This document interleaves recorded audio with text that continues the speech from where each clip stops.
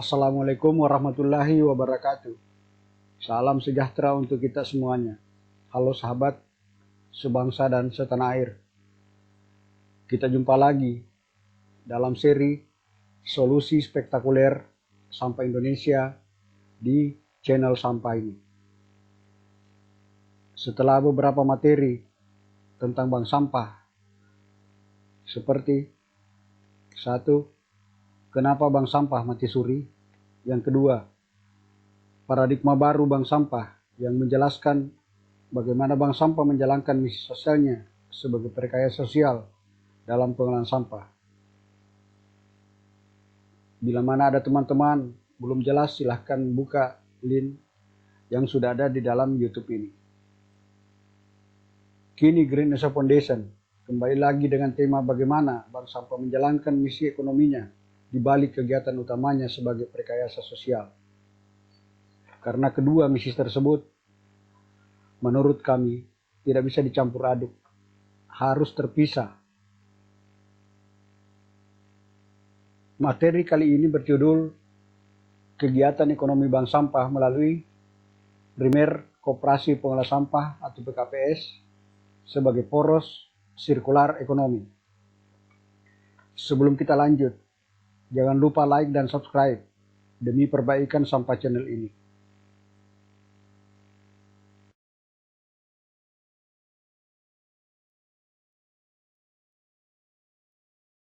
Mengelola kegiatan persampahan di Indonesia melalui pola bank sampah atau berdasar Peraturan Menteri Lingkungan Hidup Nomor 13 Tahun 2012 tentang pedoman pelaksanaan reduce, reuse, dan recycle melalui bank sampah dan beberapa regulasi lainnya.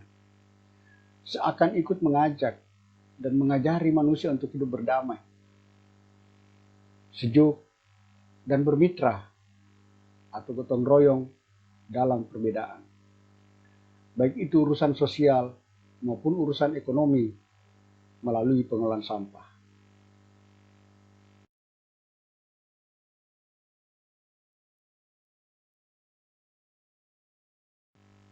Sampah merupakan produk yang paling rendah nilainya di antara produk lainnya.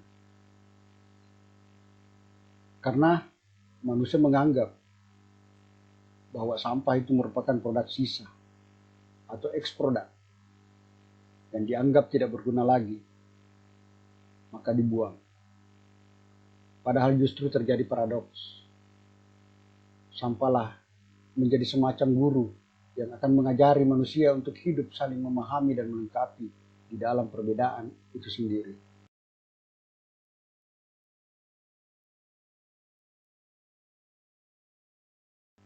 Sampah lebih menekankan lagi perlunya berjejaring antar bisnis yang berbeda bahan baku tentunya. Karena ada sampah organik, sampah anorganik, dan limbah B3. Di antara ketiganya juga masih menurunkan jenis atau subjenis di masing-masing kategori sampah tersebut. Kondisi ini telah tertuang dalam Undang-Undang Nomor 18 Tahun 2008 tentang pengelolaan sampah.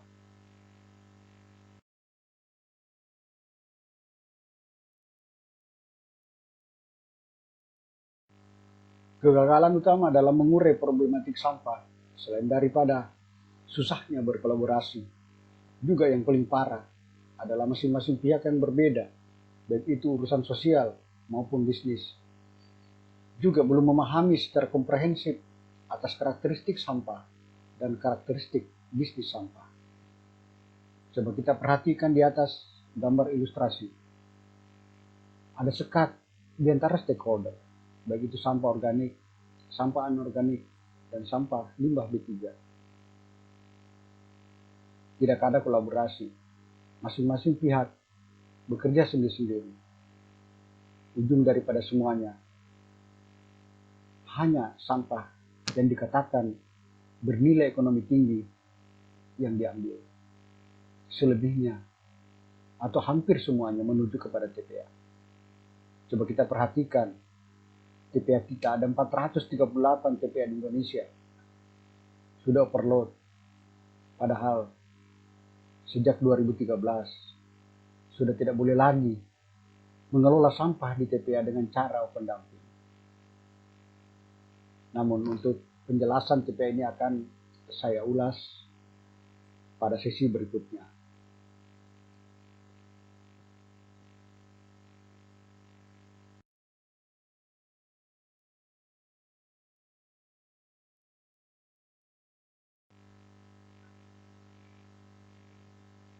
Ketiga jenis sampah, dan khususnya sampah organik dan anorganik yang bercampur baur, artinya berbeda-beda dalam satu kesatuan. Maka dalam bisnis sampah, mutlak pelakunya bersatu dalam perbedaan tersebut. Tidak ada penyelesaian sampah bila tidak melakukan kolaborasi dalam perbedaan itu sendiri. Artinya pelakunya harus berada pada satu visi yang sama, walau misi dan strateginya yang berbeda dalam sebuah ruang dan waktu. Maka bila mana bersatu, tidak ada lagi yang sampah kelihatan seperti gambar ilustrasi itu. Semua terkelola, semua sampah akan bernilai ekonomi.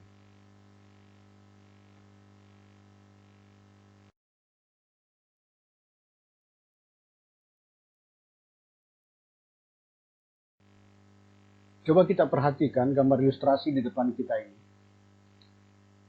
Siapa pendiri PKPS atau Primer Koperasi Pengelola Sampah? Yaitu para pemulung, bank sampah, pelapak, dan masyarakat. Bersatu membentuk kekuatan kolaboratif antar pengelola sampah, karena mereka harus berjejaring dan keanggotaannya diperluas. Kepemilikan PKPS ini adalah kepemilikan bersama atau multi stakeholder. Inovasi ini berdasar kepada MOU Kementerian Lingkungan Hidup dan Kementerian Koperasi pada tahun 2016 yang ditindaklanjuti dengan PKS pada tahun 2017. Maka dengan adanya rumah bisnis bersama ini, maka inilah yang akan menjadi suprastruktur atau PKPS akan merupakan penggerak ya daripada ekosistem pengelolaan sampah yang ada terdepan di masyarakat. Jadi melalui PKPS inilah para pengelola sampah, termasuk bank sampah, menggerakkan ekonominya melalui PKPS.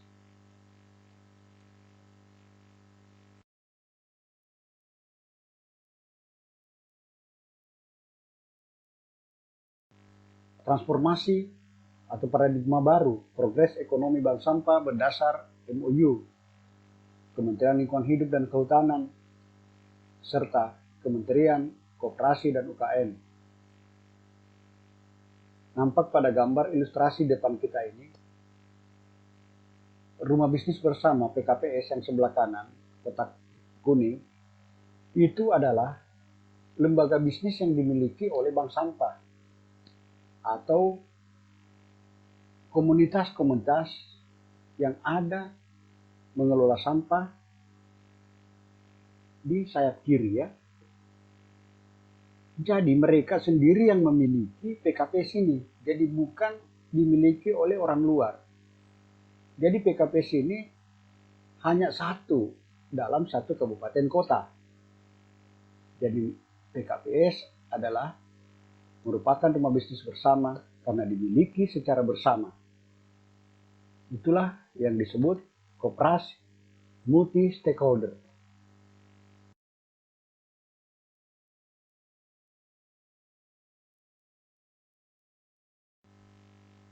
Sebelum kita akhiri penjelasan ini, saya kembali menjelaskan kenapa harus berkolaborasi melalui kelembagaan yang valid atau lembaga bisnis yang disebut Primer Koperasi Pengelola Sampah atau PKPS. Karakteristik sampah yang tersebar. Pengelola bank sampah yang bekerja secara sosial membutuhkan lembaga pengelola bisnis yang dimiliki sendiri atau bergotong royong untuk mengurus hasil atau efek ekonomi dari sosialisasi dan edukasi yang dilakukannya. Memudahkan pemenuhan volume distribusi, kestabilan harga, sampai kepada identifikasi stakeholder, yaitu perusahaan produsen, industri daur ulang, pemulung, pelapak, dan lain-lain. Melalui PKPS akan diaplikasi insentif, yaitu pasal 21 Undang-Undang Pengelolaan Sampah, di mana produsen hulu hilir, pengelola sampah hulu hilir, mereka harus menerima insentif. Dan insentif itu diterima secara berkelompok, mengikuti sumber scrap atau sampah, lalu terbagi sesuai hak masing-masing. Karena sirkular ekonomi baru bisa disebut tercapai bila masing-masing pihak hulu hilir menerima insentif tersebut, atau akhir dan awal proses. Efektivitas dan efisiensi pelaksanaan CSR dan EPR memudahkan perusahaan produk berkemasan untuk mengidentifikasi produknya yang tersebar di seluruh Indonesia, memudahkan monitoring dan evaluasi dari pemerintah dan perusahaan, khususnya dalam memperoleh data secara valid baik di lokal, regional, dan nasional.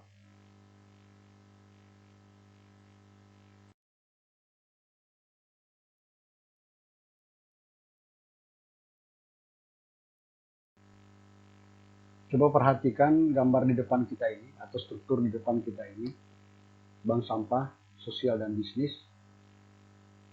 Ini yang terjadi di dalam satu kabupaten.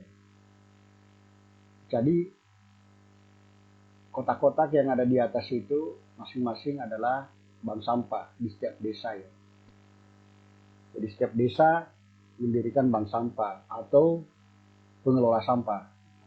Terserah nomenklaturnya dipilih yang mana nantinya. Di dalam satu kabupaten, masing-masing desa tadi itu bersatu ya. Bersatu di dalam primer koperasi pengelola sampah. Nah, dari sana berhubungan dengan usaha daur ulang. Dan seterusnya sampai kepada asosiasi dan pemerintah atau stakeholder. Inilah gambaran besar daripada kolaborasi besar atas seluruh pemangku kepentingan pengelola sampah terdepan, baik secara sosial maupun ekonomi. Inilah gambaran makronya.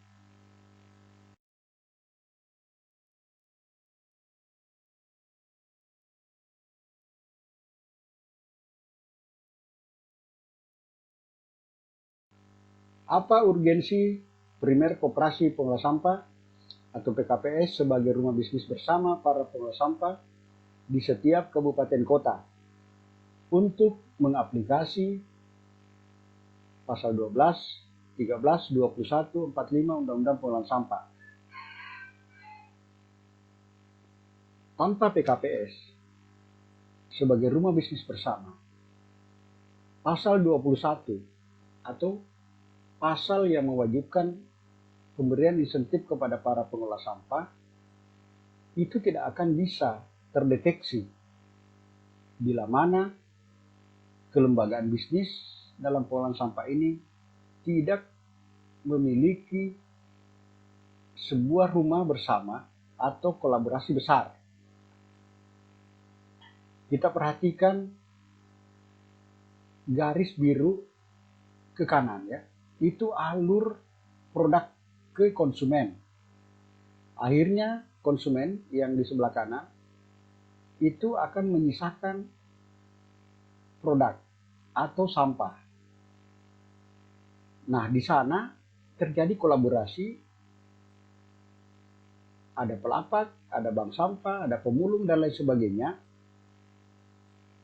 Akhirnya sampah-sampah yang ada di sumber-sumber kawasan masing-masing itu terkumpul. Selanjutnya itu akan mengarah kepada industri daur ulang. Garis merah ke kiri ya. Nah, disinilah peran PKPS sebagai pusat data. Pusat data baik barang masuk maupun data sampah itu akan diidentifikasi oleh PKPS, baik secara lokal, regional maupun nasional. Dari administrasi atau identifikasi daripada produk dan sampah yang ada, inilah yang akan menjadi dasar pelaporan kepada pemerintah untuk menerima insentif. Jadi kelihatan di situ hak dan kewajiban, siapa berbuat apa, semua akan tercatat melalui PKPS. Jadi akhirnya hulu hilir, baik hulu hilir daripada produk maupun hulu hilir daripada sampah, itu semua akan terdeteksi melalui primer koperasi pengelola sampah atau PKPS. Inilah PKPS disebut poros sirkular ekonomi.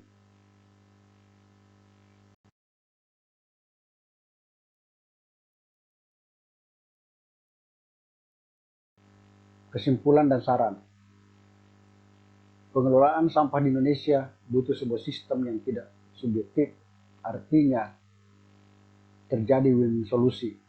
Sistem yang mampu mengaplikasi semua amanat regulasi persampahan yang ada. Silahkan semua pihak, baik person, komunitas, asosiasi, dan lain-lain untuk bicara dan berargumen dalam menciptakan sebuah solusi atau sistem yang dianggap komprehensif, bukan untuk kepentingan kelompok tertentu saja. Selanjutnya kita serahkan pada pemerintah untuk menguji temuan masing-masing, dan selanjutnya disempurnakan secara finalisasi oleh pemerintah, Presiden dan DPR dengan semua pemangku kepentingan atau stakeholder. GIP atau Green Indonesia Foundation Jakarta berkesimpulan bahwa sirkular ekonomi baru sempurna bila sebuah sistem mampu melaksanakan pasal 21 Undang-Undang Pengelolaan Sampah baik secara lokal, regional, dan nasional.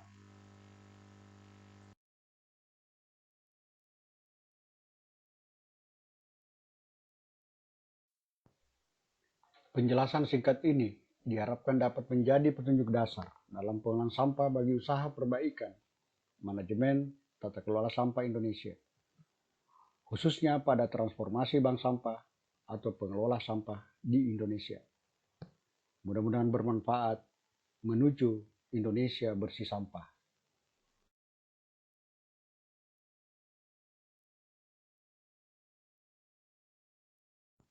Bila Anda merasa penjelasan ini bermanfaat, like dan share. Untuk mendapatkan informasi terbaru tentang tata kelola sampah Indonesia, silakan subscribe Sampah Channel ini. Karena materi-materi yang akan saya angkat melalui channel YouTube ini saling berkait, baik yang sudah saya jelaskan dan upload maupun materi-materi persampahan yang akan datang. Ada pertanyaan dan koreksi demi perbaikan channel ini, termasuk butuh pendampingan atau proposal program, silakan tulis di kolom komentar di bawah. Dan ada beberapa link tentang bagaimana bank sampah bertransformasi. Disiapkan link pada deskripsi di bawah ini.